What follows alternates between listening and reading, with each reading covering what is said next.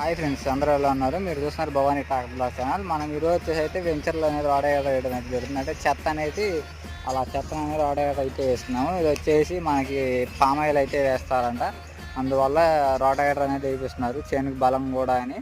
మన బండి అయితే కొబ్బోట అయితే ఈరోజు వేస్తున్నాము. నాకు అనేది కొంచెం హెల్త్ అనేది బాగోకపోతే మన బావని అయితే రమ్మన్నా, బావ అయితే వచ్చాడు ఈరోజు బండికి వచ్చేసి.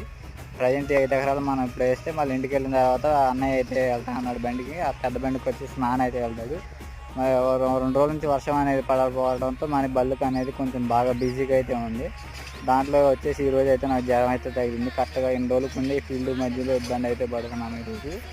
ఇది వచ్చేసి మనకు 5 ఎకరాలు బిట్టు, చుట్టూ గట్లే ఉన్నాయి, కనిపిస్తుంది కదా, ఇది చూసిన చుట్టూ గట్లే ఉన్నాయి. అయితే ఈరోజు ప్రజెంట్ సాల్ అనుకొని వచ్చాము. కాబట్టి సాల్కి కొంచెం చెత్త అనేది ఎత్తు ఉండడం, గొల్లవపోవడంతో ఎరవాలు అయితే వేయాలన్నారు.